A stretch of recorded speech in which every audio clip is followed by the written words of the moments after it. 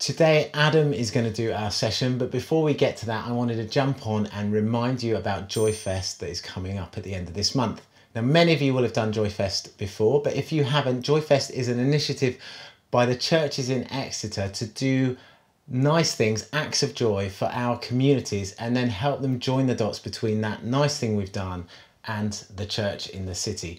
We want people to just have an opportunity to experience things that will brighten their day, make them smile, but know that it's part of the effect of having the church in the city, that the church is good news because God is good news. And what makes it really simple to do is just to do normal, everyday, nice things, just like a little bit of extra effort to serve someone or give them a gift or bring in food or something like that, and then you can say, oh, I'm doing this because it's part of Joyfest. The churches in the city just want to brighten people's day, and you can give them one of these cards. You can have a stack full of these cards to give away. New this year as well, as we've got these challenge cards which just have some things you can tick off to see if you can do all the things. It's just different ways of doing acts of joy to different sorts of people. So just to make it really simple, this year we're doing 2 weeks instead of one, starting from Monday the 27th of June. It's not that you have to do twice as much, it just means it spreads it out and we can pace ourselves a little bit and just look for opportunities that we might be able to be a blessing to people. Jesus said, "Let your light shine before all people so they will see your good deeds and praise your Father in heaven." It's really not complicated. Do an act of joy for someone, a friend, a neighbour, a colleague, or even a stranger, and then tell them it's part of Joyfest. The church does so many good things in the city, but this week we want to share the joy. Everyone loves to experience joy.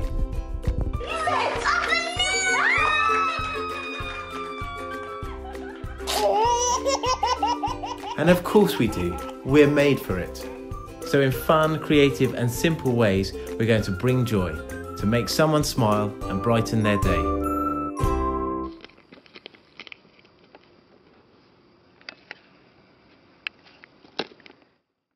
So be praying for the whole thing, the people that are going to interact with the church, some of them for the first time, some of them who didn't even know there was really church in the city. Be praying for the whole thing and also be praying about your involvement. What opportunities does God have for you to do and who might you do it to? Because maybe God has things going on right around you that you're not aware of. And as we tune in, as we surrender in prayer, maybe He'll get us to do some of those things. Now, we have those cards. If you need those cards or one of those challenge cards, we have them at our Sunday service on Sunday the 19th and at our weekend away. If you're not going to be at either of those events and you want them, then get in touch with us at admin@x.vin and we'll arrange for you to collect or to drop off some of these cards for you.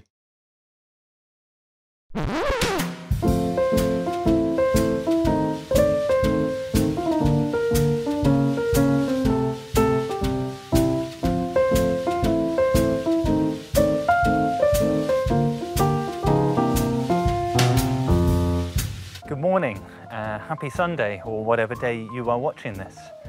My name's Adam, and Dave has asked me to give the next talk in the series as we're focusing on overflow.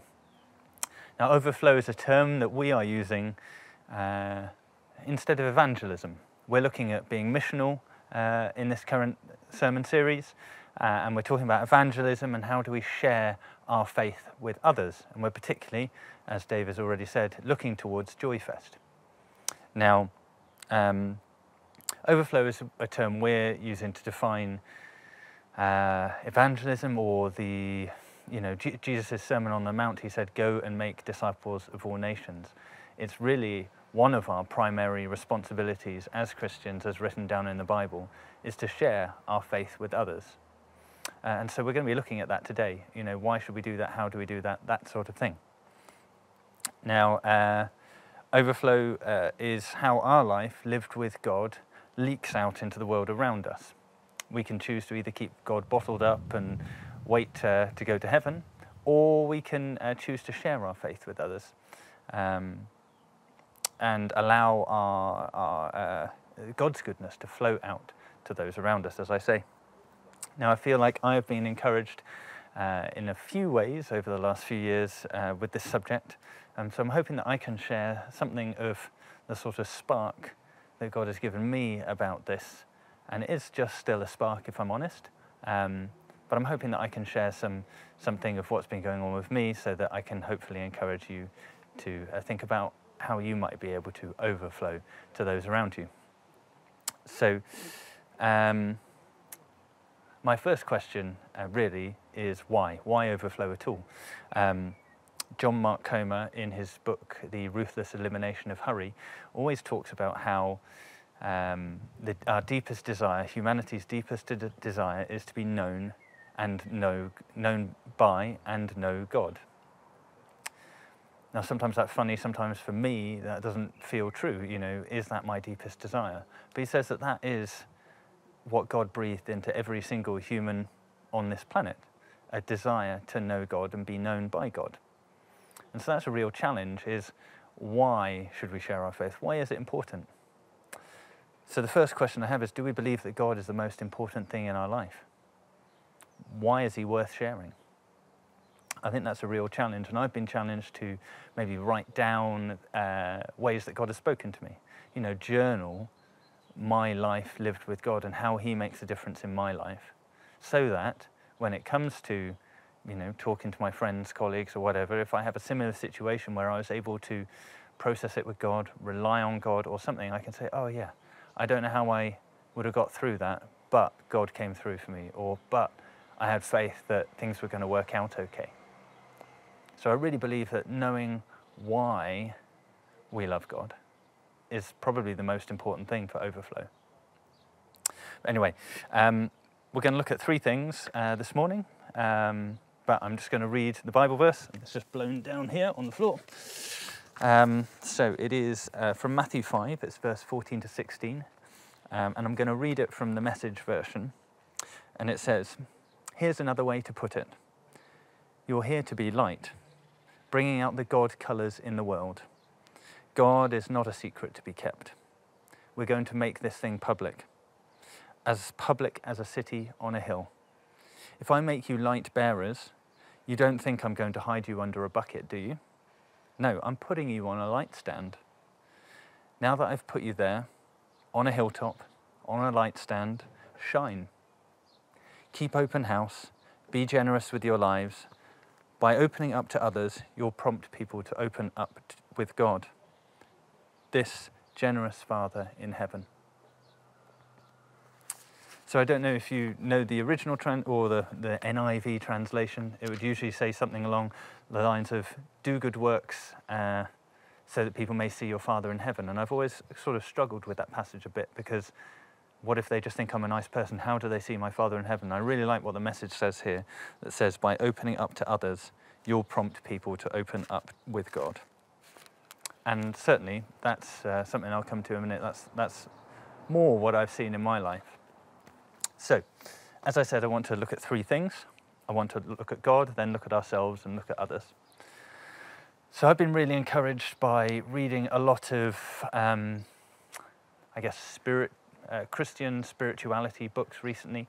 I've been encouraged particularly by a book called, I think it's called Silent Compassion, by a Franciscan monk called Richard Rohr. But in it, he quotes another person, and he has this quote that says, it's talking about Francis of Assisi, actually.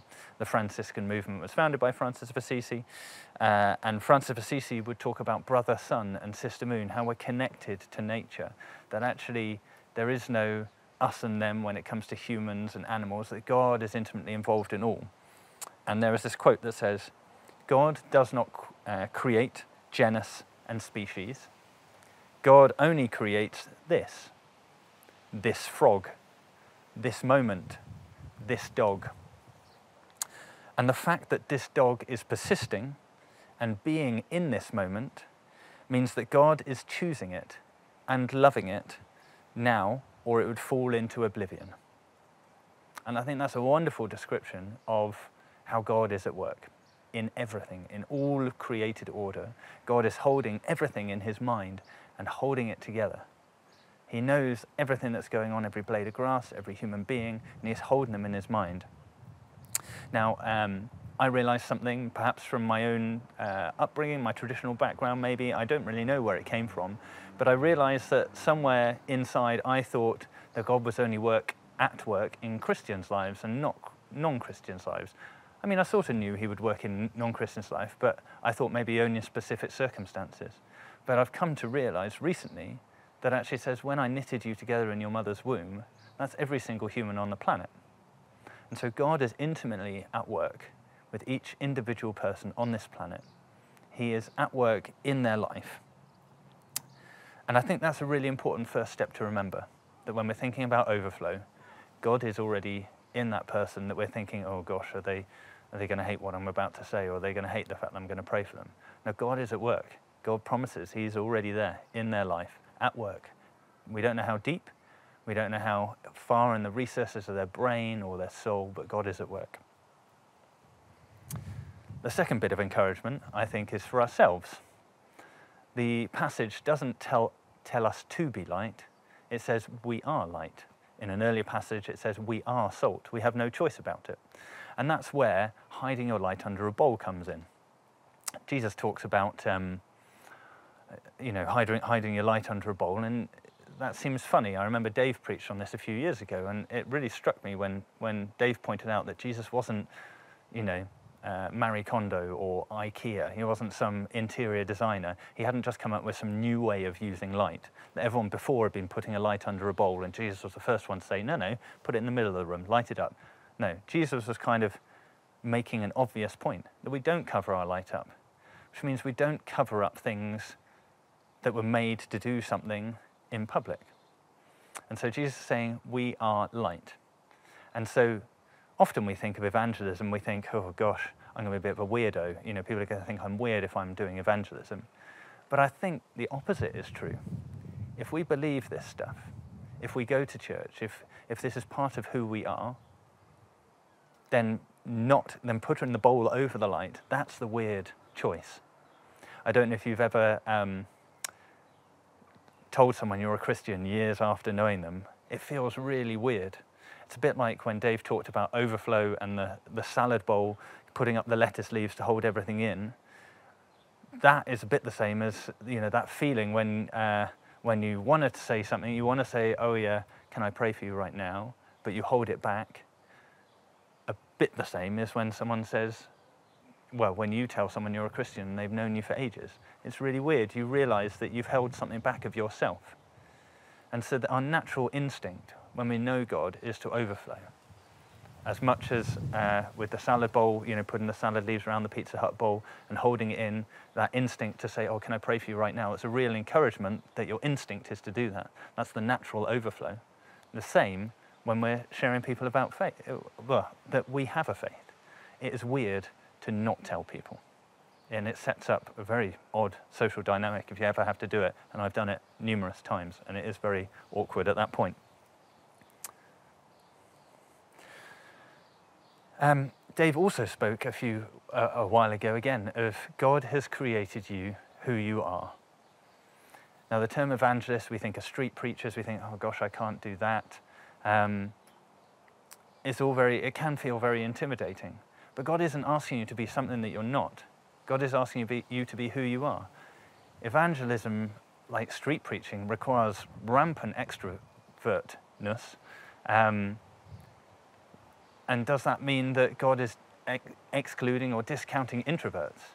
No, not at all. We all share in our own way because we are made who we are, but we are light.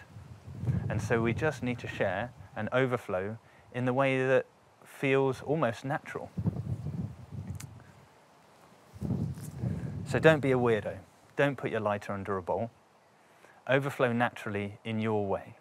You don't have to be street preaching or Bible bashing, but you do want to look for opportunities to link how life is experienced by those around us with God and how we find that comforting or restorative or whatever. And so finally, other people. There's a lot of talk at the minute in stuff that I'm reading online or whatever. It talks about that people aren't looking for information anymore. They're looking for an experience. We're in a post-truth culture, Donald Trump, you know, fake news, all of that. But everyone is looking for meaning. They're looking for something to tie this human experience to make them feel part of something bigger. You know, that's why football stadiums are full of so many people, because they feel part of something bigger. It's why the rise of yoga and mindfulness, because they feel part of a spiritual experience together. It's church, really. You know, it's a group of people coming together, just not a God-focused church. And as I said earlier, God is at work in everyone already. God's already at work. He's in their life. He's chipping away. There's a really nice image from this book that I've been reading, and it's from Van Gogh, the painter. And he was an introvert. He was a painter. Most people say that the godly impact. He was a Christian. The godly impact of his work is really most felt after his death, as many people have experienced his paintings. But he said that his job was to tend the inner fire, to kindle the fire and keep it burning, to make sure that he had a relationship with God. And he said, even if there's a tiny trail of smoke coming from the chimney, it's enough to let a traveller on a weary journey come and warm themselves by it. And his point was, he's an introvert, he was an artist, he wasn't a great evangelist or a preacher. But what he could do was tend his inner fire and know why God was the most important thing to him, so that if someone came and had a conversation with him, he was able to share why God made a difference in his life. So, just to say, well, what does being a light look like? Well, in my life, Josh shared last Sunday about setting up a prayer group in his school. I've similarly set up a Biosciences Christian Fellowship after a long time of God badgering me about it. And it's sort of been underwhelming, but also it's sort of been everything. I have a faith community at work now. We talk about how faith and work and departmental politics, how they all interact, and we just have a chat. It's not huge, but it is also advertised in the Biosciences monthly newsletter now. And so there is a place where people can access faith and perhaps come and have some conversations. We haven't had any non-Christians yet, but it's a place for people to have conversations about God at work. Similarly, some of the best conversations I've had have been at 11 o'clock at night on field work with colleagues, having a beer, and we get talking about life. And they know I'm a Christian because I've told them. And so it comes round to it, you know, hey, why are you a Christian? Can you tell me about that? I had a colleague come to me and ask me, I've been asked to be a godmother for someone, but I don't believe in God. So, you know, why is that? How can I square that, you know, morally? And I said, absolutely, you know, these people see something in you that they want you to impart to their child. And God is, as I said, God is at work in everyone. It's not an us and them scenario. I had a friend when I worked at the North Face a long time ago. I used to invite him to church and he started coming. He said to me he started coming because there were a lot of attractive 20-something ladies there. But I remember one Sunday he said, Adam, it's funny, James the pastor was preaching to everyone, but it felt like he was preaching just to me. Now, I don't know where his story is anymore. I don't know whether he's come into a more fullness of knowing God, but that was God at work in his life then and there. And he came along because he knew I was a Christian, and I invited him one time. So, I don't know, those are some small stories. They're fairly uneventful, unimpactful really. But that's how God has been overflowing in my life, and that's the reality of it. It's not big and it's not impressive, and nothing much has happened, but I'm trying to be faithful and to not hold back, not be a weirdo and put a bowl over my light. And I just really encourage you to do the same. So let me pray for us. Father God, I pray the last lines of that Bible passage, that we would keep open house, that we'd be generous with our lives, that by opening up to others, it will prompt people to open up with you, our generous Father in heaven. Father, I pray that we wouldn't be weird and cover up our Christianity as some sinful shame, because it's not. I pray that we would have courage and belief that you are already at work in everyone's life. And Father, I pray that you would just really help us be brave and take opportunities in all of life, but especially in this Joyfest season coming up, to demonstrate something of you, to be the light in the workplace or with our friends or with our family or whatever it is, Lord Jesus. We ask all of that in your precious Son's